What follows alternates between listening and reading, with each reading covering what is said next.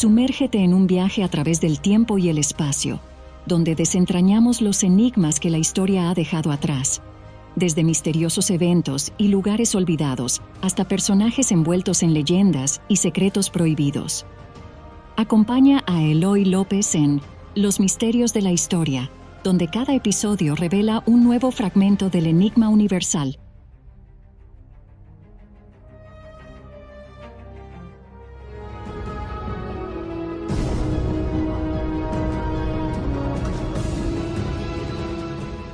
En el programa anterior... ¿Qué es España? Esa es una gran pregunta, y la respuesta es mucho más fascinante de lo que podríamos imaginar a simple vista. España no es solo un país moderno con flamenco, paella y siestas, aunque vaya joyas culturales tenemos aquí, sino que es como un enorme mosaico compuesto por piezas que vienen de todas partes y de todos los tiempos. ¿Listo para adentrarte en este viaje? Vamos a descubrirlo juntos. Escuchas España, historia de una multiculturalidad.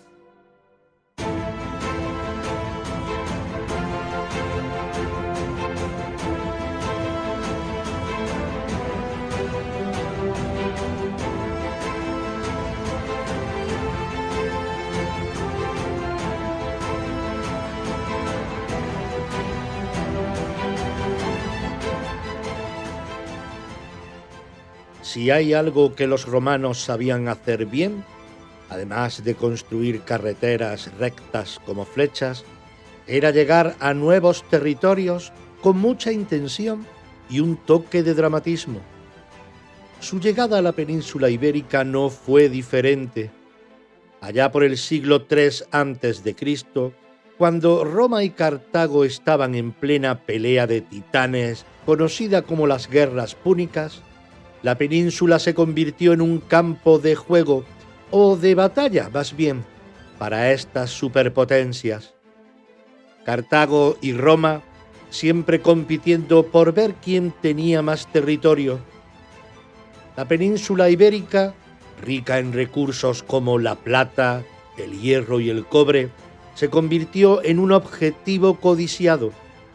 Los cartagineses llegaron primero, con Aníbal jurando odio eterno a Roma y probablemente también prometiendo llevar a su elefante favorito de paseo por los Alpes.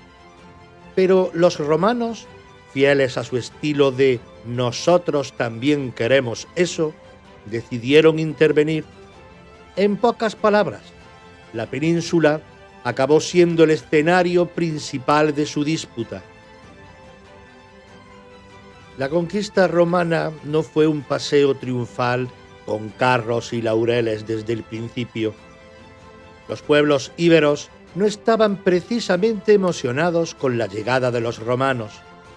Celtíberos, lusitanos, astures y otros grupos plantaron cara con una valentía que hasta los romanos tenían que respetar, aunque eso no les impidió conquistarlos igual.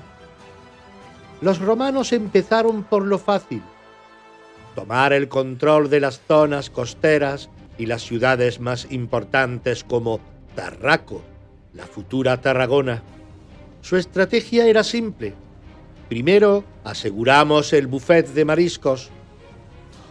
Las cosas se pusieron más complicadas cuando intentaron conquistar el interior. Los lusitanos, liderados por personajes como Viriato, dieron más guerra de lo que los romanos esperaban. Viriato se convirtió en una piedra en el zapato de Roma, al punto de que al final decidieron eliminarlo de la forma más política posible, sobornando a sus aliados. Todo muy civilizado. Después de años de guerra y traiciones y bastantes bajas en ambos lados, Roma logró someter la mayor parte de la península. Las resistencias locales fueron apagándose y los romanos empezaron a hacer lo que mejor sabían: construir calzadas, organizar provincias y dejar claro quién mandaba. La llegada de estos fue el principio de un cambio monumental en la historia de la península ibérica. Aunque los habitantes originales no lo sabían, su cultura, lengua y forma de vida estaban a punto de fusionarse con el estilo romano, en un proceso que sentaría las bases de lo que hoy sería España siglos después. Pero eso, como diría cualquier buen narrador romano, es una historia para otro día.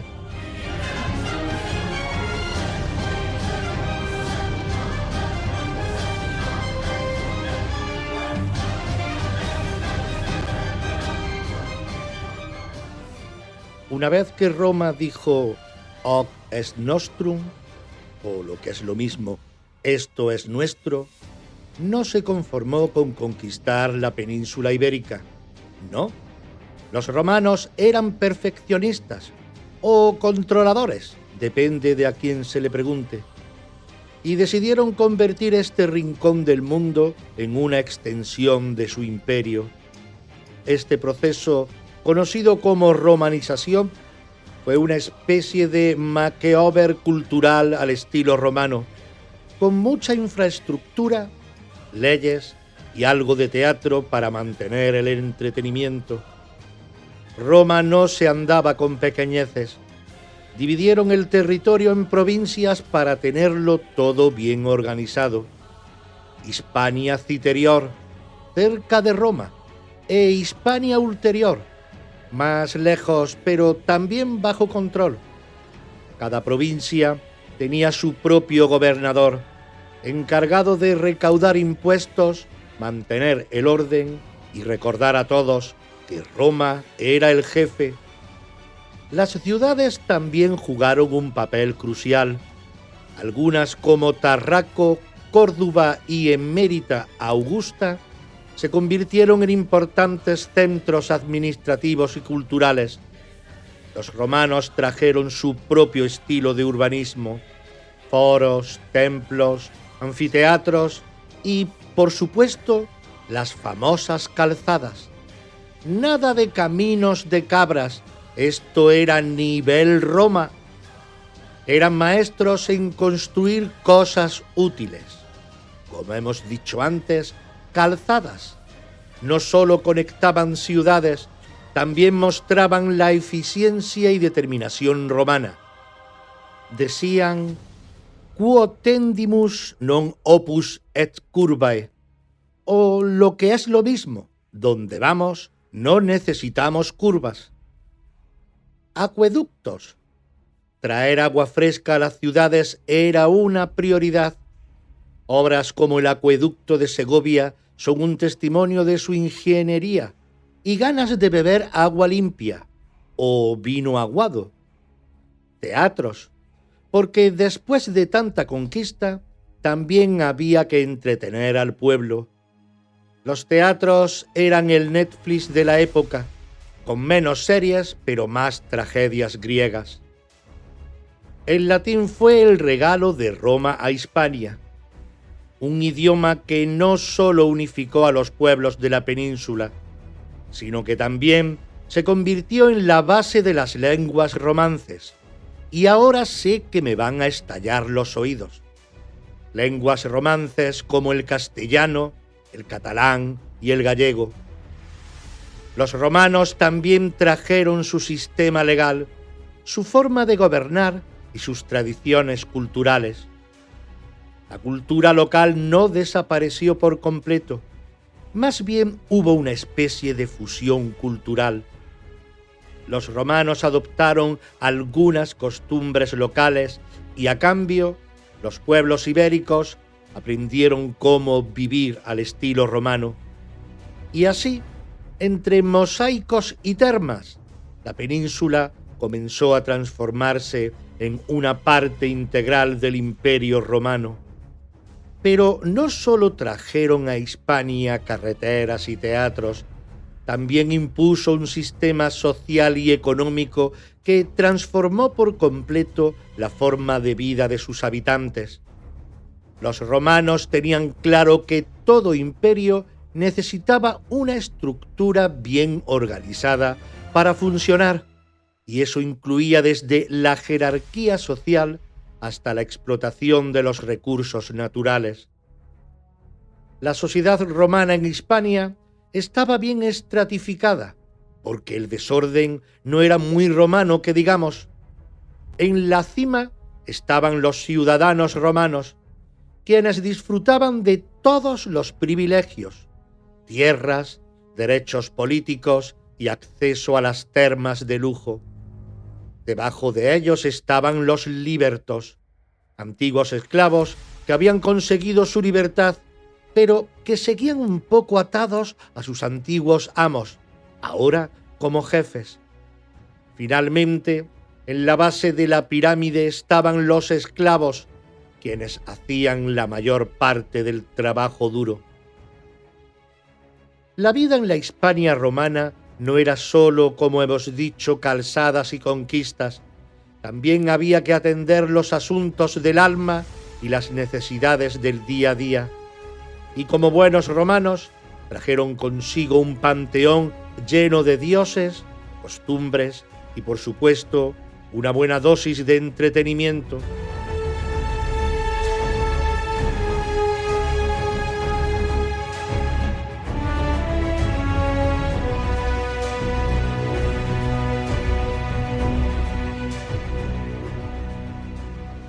El panteón romano y las religiones indígenas.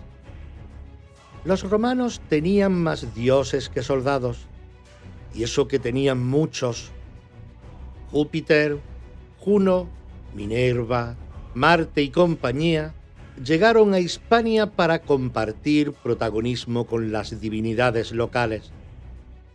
El resultado fue un sincretismo religioso que mezcló las creencias indígenas con las romanas. Por ejemplo, dioses celtas como Lugh fueron reinterpretados bajo el prisma romano, mientras que los templos dedicados a deidades como Diana o Venus no tardaron en surgir por toda la península. Eso sí, no todo fue paz espiritual. Cuando una religión no encajaba con los planes de Roma, podían ponerse bastante estrictos. Más tarde, ya en el Bajo Imperio, el cristianismo empezaría a ganar terreno, pero eso es historia para otro capítulo. La vida cotidiana en Hispania romana estaba profundamente influida por las costumbres romanas, que iban desde el urbanismo hasta la manera de pasar el tiempo libre. Las ciudades se organizaron en torno al foro, el lugar de encuentro y negocio por excelencia, donde uno podía discutir política, cerrar tratos o simplemente cotillear un poco. Que los romanos también tenían su lado humano. En cuanto a la gastronomía, los romanos trajeron consigo el aceite de oliva, el vino y una buena cantidad de recetas que, con el tiempo, se convirtieron en parte de la identidad hispana. La tríada mediterránea, pan, vino y aceite, comenzó a ser tan común como una tertulia en el foro. Cuando no estaban conquistando tierras o construyendo acueductos, los romanos se dedicaban a entretenerse. Hispania no fue la excepción, y pronto se llenó de anfiteatros y circos para combates de gladiadores, carreras de carros y espectáculos teatrales. Estos eventos eran el equivalente a los partidos de fútbol de hoy: ruido, pasión y mucha comida callejera, aunque sin las camisetas del equipo. También estaban las termas, una mezcla entre spas, gimnasio y red social. Allí la gente iba a relajarse, a hacer negocios o simplemente a presumir de que conocían al gobernador. Era un lugar para todos, desde esclavos hasta senadores. Dicen que todo lo que sube tiene que bajar, y el Imperio Romano no fue la excepción. Tras siglos de conquistas y gloria, llegó el momento en que Roma empezó a tambalearse, como un acueducto sin mantenimiento. Y claro, Hispania no se libró del desplome. A partir del siglo XIII después de Cristo, los romanos tuvieron que enfrentarse a un nuevo problema: los bárbaros. Pero no te imagines hordas desorganizadas. Hablamos de pueblos como los suevos, vándalos y álanos, que no solo venían a saquear, sino también a buscar un lugar donde asentarse. Vamos, como un Airbnb de la antigüedad, pero sin reserva previa. En el siglo V, con un imperio más dividido que una pizza mal cortada, llegaron los visigodos, llamados por Roma para poner orden. Lo irónico es que estos refuerzos acabaron quedándose con todo el territorio. Hispania pasó oficialmente de ser una provincia romana para convertirse en el nuevo patio de recreo visigodo. El colapso del poder central romano fue un proceso gradual, como si Roma intentara tapar agujeros en un barco que se hundía. Primero perdieron el control administrativo. Los gobernadores locales empezaron a actuar como pequeños reyes. Luego vino el colapso económico, con una moneda cada vez menos valiosa y un comercio que se fue reduciendo hasta casi desaparecer. Sin el apoyo de Roma, Hispania quedó aislada y las antiguas estructuras de poder romano fueron reemplazadas por nuevos liderazgos locales, muchos de ellos basados en alianzas tribales. Aunque Roma como entidad política desapareció, su legado cultural perduró. La lengua latina siguió siendo la base de la comunicación, evolucionando poco a poco hacia las lenguas romances que hoy conocemos. Las infraestructuras como calzadas y acueductos seguían siendo útiles, aunque ya no tan bien mantenidas, y el cristianismo, adoptado oficialmente por Roma en el siglo IV, se consolidó como la religión dominante.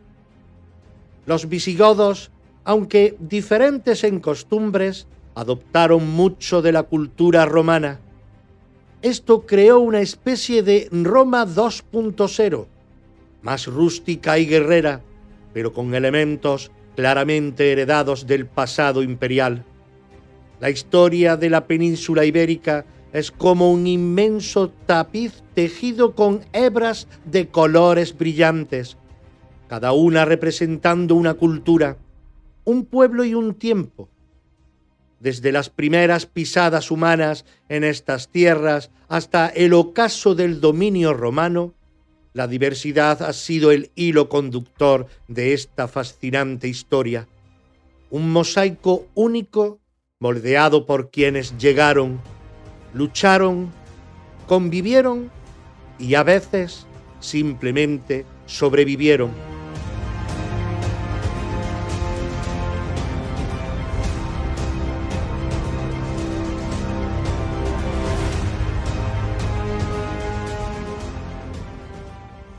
La España visigoda. Tras siglos de dominio imperial, el ocaso de Roma se alzó como una sombra inexorable sobre la península ibérica. Los romanos, que habían convertido Hispania en una de las joyas de un vasto imperio, enfrentaron un declive marcado por crisis internas, guerras civiles y el desgaste de sus fronteras ante las constantes incursiones bárbaras. Las legiones, antaño invencibles, se vieron reducidas, debilitadas y en muchos casos abandonaron los territorios más lejanos para defender el corazón del imperio. Hispania, como otros territorios romanos, quedó desprotegida. un festín para los pueblos que se arremolinaban en las fronteras del imperio en busca de nuevas tierras y oportunidades. Entre estos pueblos emergieron los visigodos, un grupo germánico que inicialmente había habitado las llanuras del este de Europa. Empujados por el avance de los humos, los visigodos habían cruzado el Danubio en busca de refugio dentro de las fronteras romanas. Al principio actuaron como aliados de Roma, sirviendo como foederati, mercenarios que luchaban en nombre del imperio a cambio de tierras y sustento. Sin embargo, esta alianza fue frágil. La tensión, el hambre y el maltrato llevaron a los visigodos a rebelarse, y en el año 410, bajo el mando de Alarico, saquearon la mismísima Roma, un golpe simbólico que marcó el principio del fin del imperio en Occidente. Tras este episodio, los visigodos comenzaron a establecerse en el sur de la Galia, creando el reino de Tolosa, que se convirtió en uno de los principales bastiones germánicos en la antigua estructura del imperio. Sin embargo, la presión de los francos y otros pueblos bárbaros obligó a los visigodos a buscar nuevos horizontes y así, hacia mediados del siglo V, pusieron sus ojos en Hispania. La transición del dominio romano al visigodo en la península ibérica no fue un evento repentino, sino un proceso gradual. En un principio, los visigodos entraron como aliados de Roma, enviados para contener a otros invasores, como los suevos, vándalos y alanos, que también habían aprovechado la debilidad romana para asentarse en Hispania. Sin embargo, con el colapso definitivo del poder romano en el año 476, los visigodos comenzaron a consolidar su autoridad, tomando el control de las principales ciudades y regiones. Aquí es donde todo se pone interesante. Los visigodos, que venían con su manual de cómo administrar un reino y pelearse por el trono bajo el brazo, se asentaron en Hispania porque, seamos sinceros, es difícil decir que no a un buen clima, tierras fértiles y vino del bueno. Estos chicos adoptaron el cristianismo, aunque en versión arriana, porque siempre hay que ser un poco especial. Esto generó tensiones con los hispano-romanos católicos, y como tenían muy aprendido aquello de no matarás, se dedicaron a ignorarlo alegremente en sus disputas por el trono, debilitando su reino a cada puñalada, literal y figurada. Mientras tanto, en el siglo VII, a miles de kilómetros de distancia, Mahoma estaba fundando una nueva religión que en pocos años conquistaría medio mundo. En el 711, los musulmanes cruzaron el estrecho de Gibraltar con Tariq ibn Ziyad a la cabeza, y en un abrir y cerrar de ojos se hicieron con casi toda la península. Los visigodos, que ya estaban más ocupados en sus culebrones internos que en defender su reino, cayeron rápidamente. Solo un pequeño rincón en las montañas del norte logró resistir. De esa pequeña chispa surgieron los reinos cristianos que darían forma a la Reconquista. Asturias, con Pelayo al frente, inició la resistencia en Covadonga. Luego vinieron León, Castilla, Navarra, Aragón y los condados catalanes, todos ellos con su propia visión de cómo liberar la península y de paso quedarse con el botín. Entre alianzas, traiciones y matrimonios estratégicos, la Reconquista avanzó a paso lento pero seguro. El gran golpe final llegó en 1492, cuando los reyes católicos, Isabel y Fernando, unieron sus fuerzas y sus reinos y conquistaron Granada, el último bastión musulmán en la península.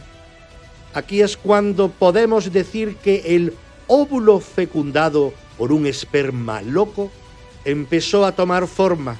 La unificación de España estaba en marcha, aunque aún faltaba mucho para llegar a una equivocada España grande y una. España siempre fue grande, pero nunca fue una. Así, de los visigodos que llegaron camuflados como aliados de Roma, pasando por los musulmanes que conquistaron con su fe y su acero, hasta los cristianos que reconstruyeron su poder trocito a trocito, la historia de España se escribió con sangre, sudor y bastantes discusiones teológicas. Y de esos barros, estos lodos, aunque los visigodos no siempre sean recordados como los arquitectos más sofisticados de la historia, su legado cultural y legal dejó huellas profundas en la península ibérica. No solo llegaron con sus espadas y su peculiar versión del cristianismo, sino que también supieron combinar lo mejor del mundo romano con sus propias tradiciones germánicas, creando una base que influiría en siglos posteriores.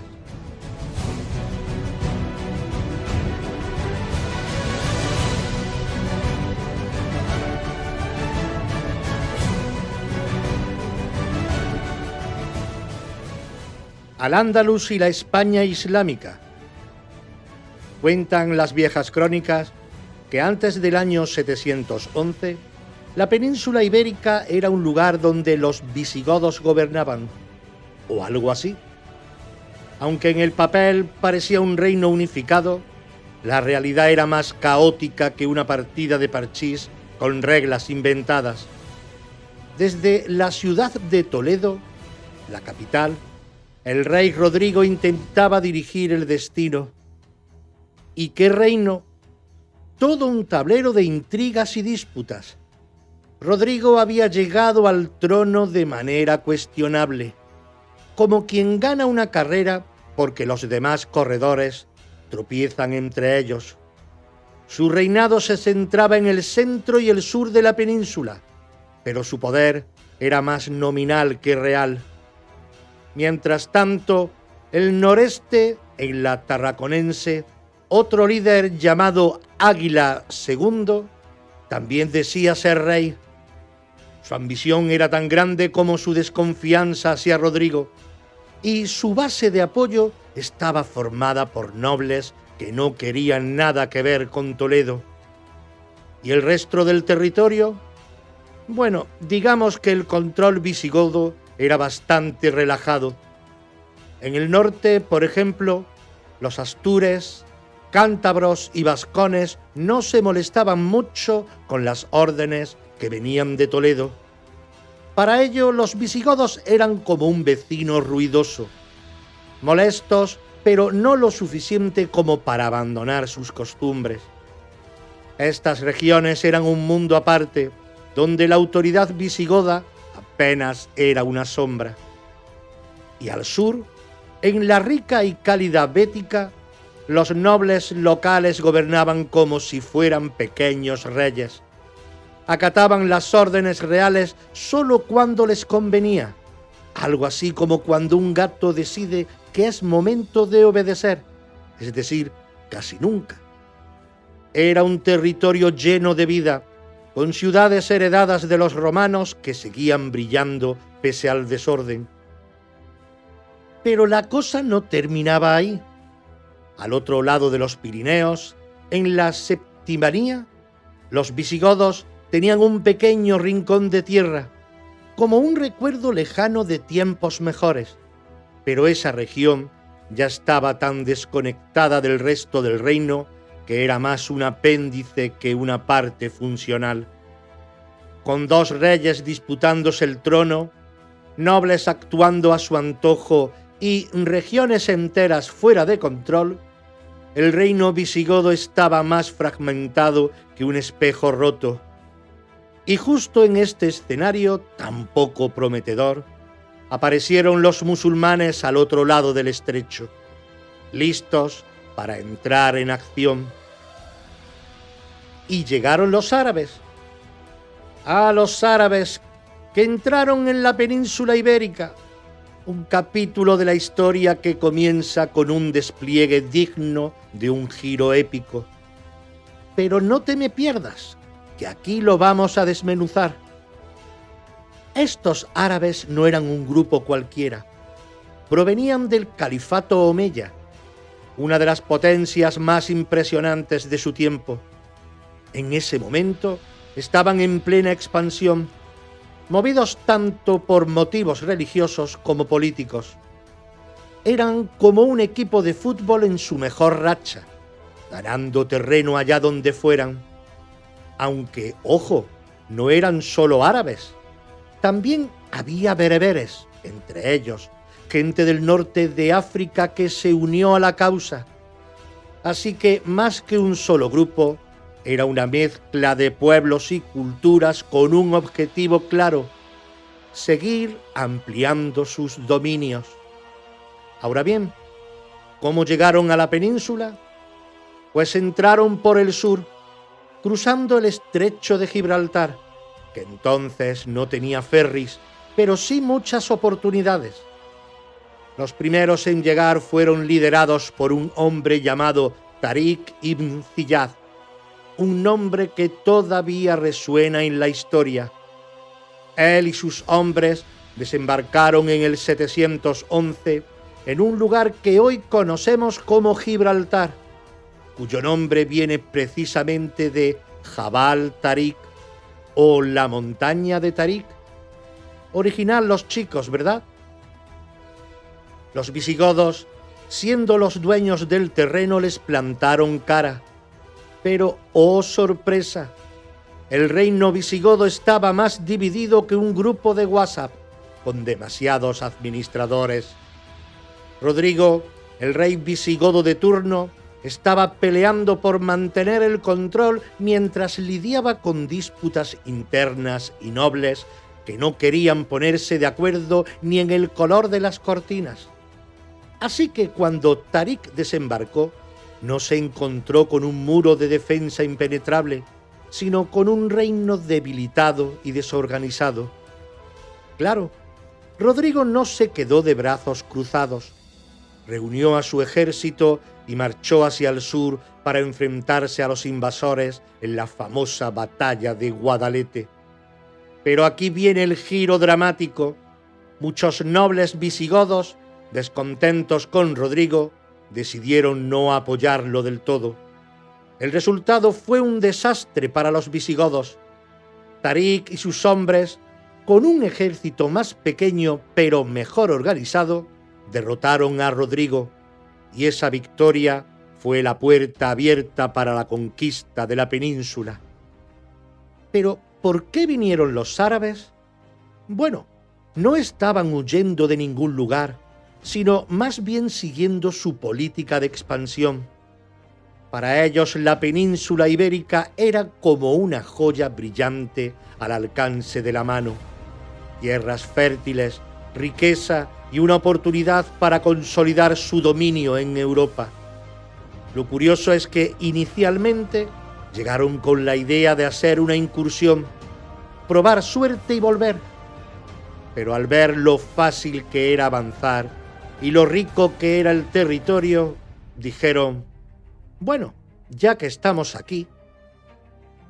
Y así comenzaron a ganar terreno rápidamente y con eficacia.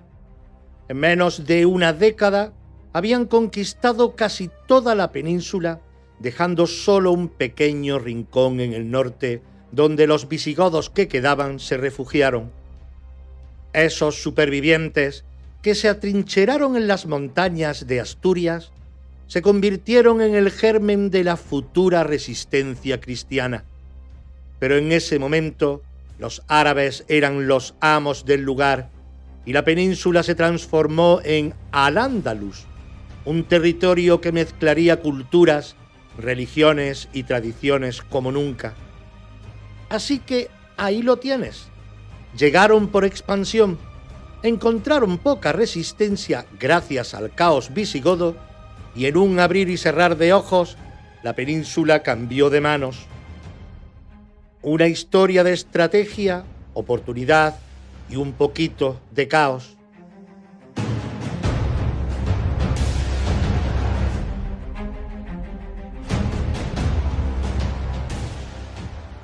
El cambio cultural y filosófico. Con la conquista musulmana en el 711, la península ibérica se dio un giro que ni los visigodos se habían imaginado, dando paso a la legendaria etapa de Al-Ándalus. Aquello fue como pasar de una tele en blanco y negro a un LED 4K. Un cambio radical en cultura, filosofía, espiritualidad y sociedad, dejando huellas que ni con lejía se borran. La llegada de los musulmanes fue como una sorpresa cultural para la península. Al-Ándalus se convirtió en una especie de Tinder entre Oriente y Occidente, donde se encontraron saberes y se macheó con la excelencia. Córdoba, la Dubái de la época, se llenó de bibliotecas, universidades y hospitales. Vamos, que si eras un sabio y no habías pasado por allí, eras un don nadie. Genios como Averroes, Ibn Rushd, le dieron vueltas a Aristóteles como quien resuelve un cubo de Rubik, mientras que Maimónides, el cordobés de oro, logró mezclar filosofía y religión como si fueran un buen gin tonic, sin alcohol, claro. Y en ciencia, ¿qué decir? Gente como Al-Zarqali, Arzarquiel, hizo que mirar el cielo tuviera más sentido que ver reality show.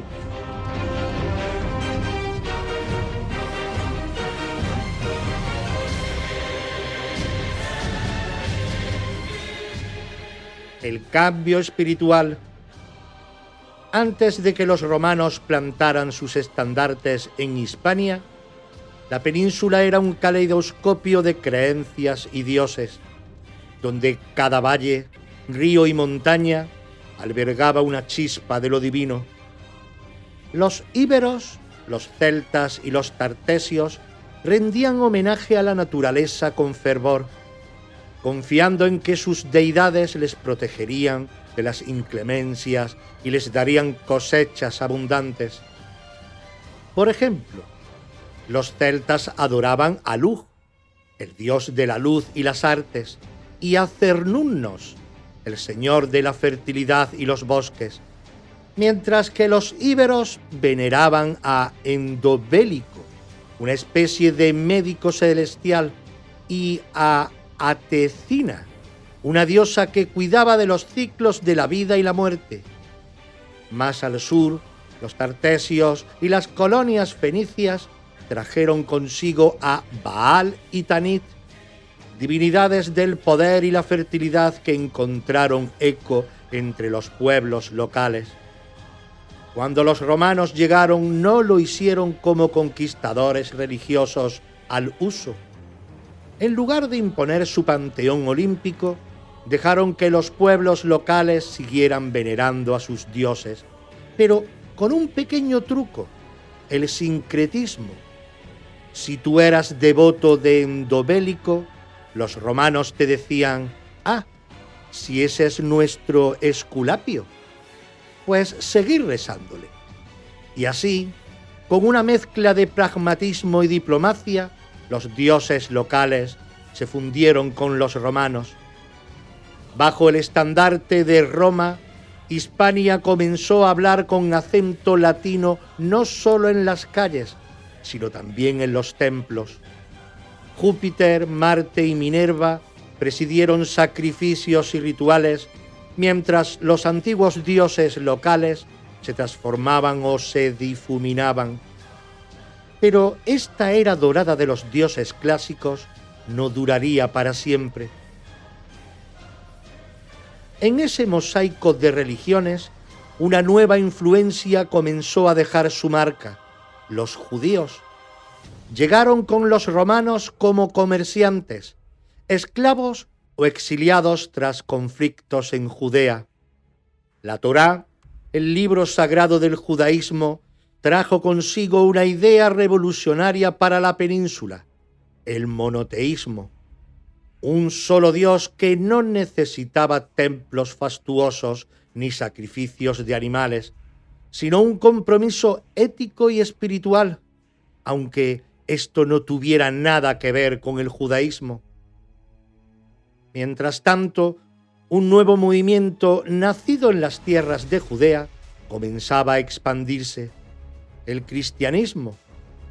En un principio, los seguidores de Jesús eran pocos y perseguidos, pero su mensaje de salvación y esperanza resonó con fuerza, especialmente entre los más humildes. La península ibérica, con sus ciudades romanizadas, no fue ajena a esta transformación. Tarraco, Emérita Augusta y otras ciudades vieron el surgimiento de comunidades cristianas que, a pesar de las persecuciones, crecían con cada década. El cristianismo trajo consigo un cambio profundo. Ya no se hablaba de muchos dioses, sino de uno solo. Ya no se veneraban montañas o ríos, sino al mensaje de amor y redención de Cristo. Y cuando Roma cayó y los visigodos tomaron el relevo, esta nueva fe se convirtió en la piedra angular de la identidad de Hispania. Así, entre los antiguos dioses celtas e íberos, el panteón romano, la Torá y las enseñanzas de Cristo, Hispania se convirtió en un crisol espiritual único. Pero esta transformación religiosa no terminó ahí. Siglos después, cuando el Islam llegó con el Corán bajo el brazo, Hispania se encontró ante un nuevo horizonte espiritual. Cada paso de este viaje religioso dejó una huella profunda en la cultura, el arte y el alma de la península. De los dioses tallados en piedra a los textos sagrados, de los rituales tribales a las plegarias colectivas, la península ibérica se transformó en un terreno donde lo divino siempre encontró su expresión, adaptándose y evolucionando con el tiempo. La península, que hasta entonces era mayoritariamente cristiana, pasó a estar bajo un gobierno musulmán. Fue un cambio de guión, pero no tan drástico como podría parecer. El Islam se instauró como religión predominante, pero los cristianos y judíos no se fueron a ningún lado. Coexistieron como dhimmíes. Los cristianos mozárabes y judíos practicaban sus religiones, eso sí, pagando un extra, impuestos especiales, lo que hoy llamaríamos gastos de gestión. Esta mezcla, aunque no siempre fue un mar de rosas, propició un intercambio religioso y cultural que ni en las redes sociales actuales se encuentra. La sociedad de Al-Ándalus era como un buffet multicultural, un poco de todo y para todos. La convivencia entre musulmanes, cristianos y judíos generó una explosión de creatividad y transformó las artes, la lengua y la economía. En arquitectura, dejaron joyas como la Mezquita de Córdoba, la Alhambra de Granada y el Palacio de Medina Azahara. Si esto fuera Instagram, esas serían las fotos con más like. La lengua también se llenó de palabras árabes que usamos a diario, como aceituna, naranja, álgebra. Gracias al Andalus por el dolor de cabeza con las matemáticas. En la agricultura, los musulmanes fueron los influencers del riego y los nuevos cultivos: arroz, caña de azúcar, y frutas cítricas transformaron el paisaje y el menú. Aunque Al-Ándalus era musulmana, los cristianos del norte seguían con lo suyo, forjando la reconquista. Pero, ¿qué crees? Hasta ellos adoptaron un poco del sabor de Al-Ándalus. El arte mudéjar, una especie de fusión entre estéticas musulmanas y cristianas, creó algo único. Los reinos cristianos también se apuntaron a los avances en administración, ingeniería y agricultura de los musulmanes. Si algo funciona, ¿para qué cambiarlo? La llegada de los musulmanes fue como esa etapa caótica que acaba marcando tu vida. Aunque la reconquista devolvió el poder a los cristianos, el legado de Al-Ándalus se quedó para siempre. Esa mezcla de culturas hizo de España un lugar más rico, diverso y, ¿por qué no?, interesante. De esa convivencia nació una península que podría ser la influencer de la historia, una encrucijada de mundos que moldeó Europa y el Mediterráneo, porque al final las buenas mezclas siempre dejan un sabor inolvidable.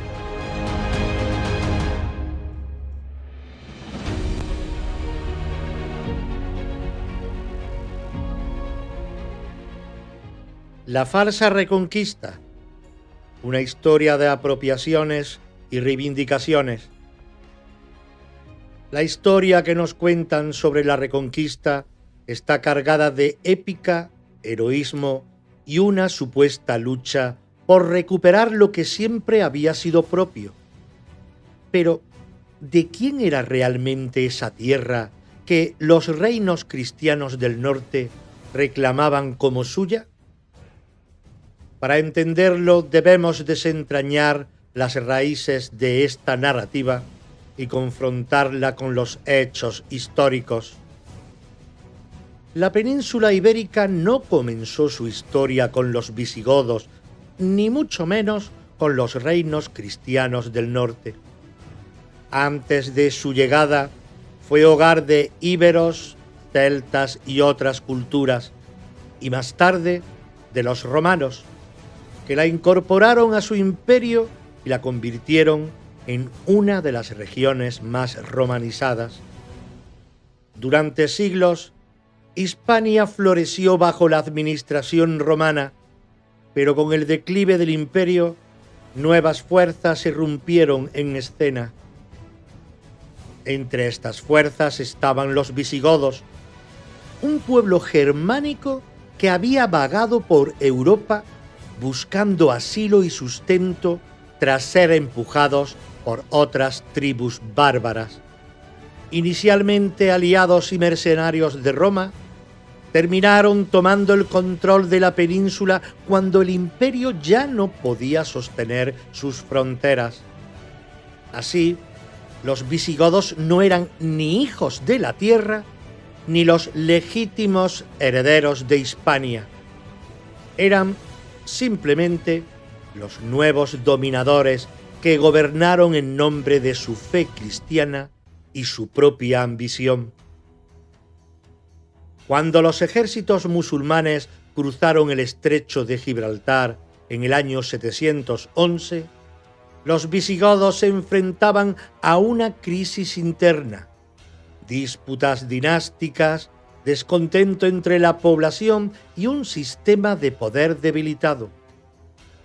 No fue una invasión total y arrolladora, más bien fue facilitada por la fragmentación y el desmoronamiento del poder visigodo. En poco tiempo, gran parte de la península pasó a estar bajo control musulmán, estableciendo Al-Ándalus una civilización rica en ciencia, arte y cultura. Los visigodos que lograron escapar al norte no representaban un pueblo conquistado en el sentido romántico del término. Era un grupo que, tras haber perdido su dominio, se refugió en las montañas del norte, reorganizándose y forjando lo que con el tiempo serían los reinos cristianos. Desde allí comenzaron lo que ellos mismos llamaron la Reconquista, un término que ya en su propia concepción está cargado de intención política y religiosa. Llamar Reconquista a esta empresa era problemático, pues presupone que lo que los reinos cristianos buscaban recuperar les pertenecía por derecho. Sin embargo, ¿qué derecho tenían sobre tierras que no habían sido suyas desde el principio? Los visigodos no eran originarios de la península y su llegada se había producido a expensas del debilitado Imperio Romano.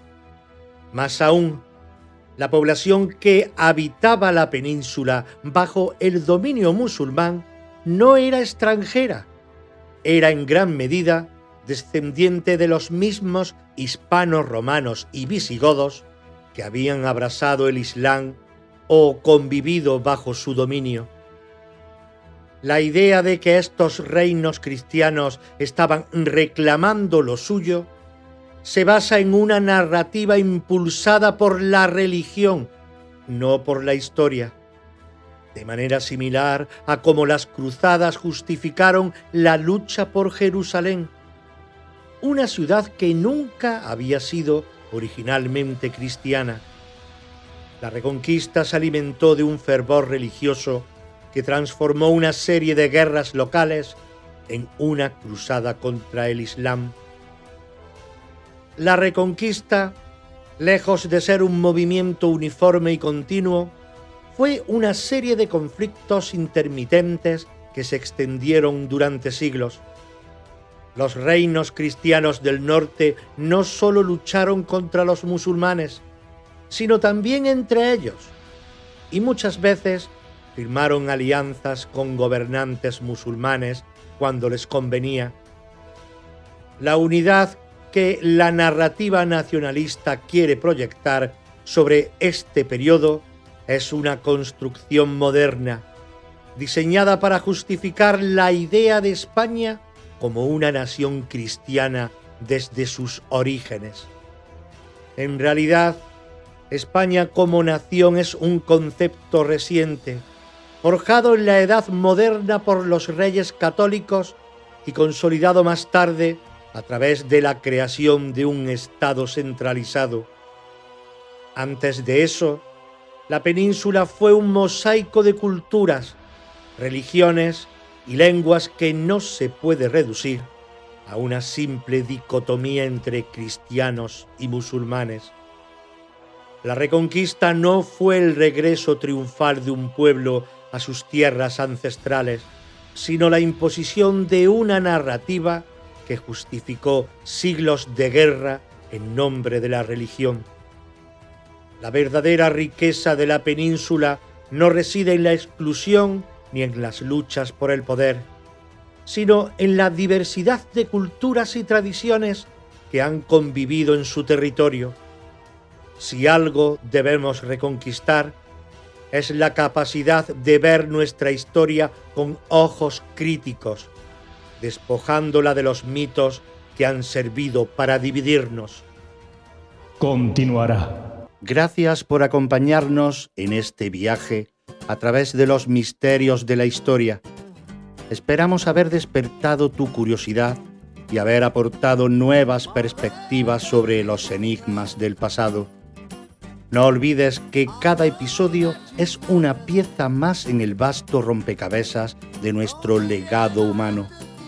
Soy Eloy López y te espero en el próximo episodio de Los Misterios de la Historia, donde continuaremos explorando los secretos que el tiempo ha guardado. ¿Que dónde? Aquí, en Radio Sintonía, en el 106.9 de tu dial de FM y por ende en la onda local de Andalucía. También nos podéis escuchar en Spotify y Amazon Music. Hasta la próxima. Se me olvidaba. Este programa sería mucho más difícil de hacer sin la colaboración de ChatGPT. mi IA favorita.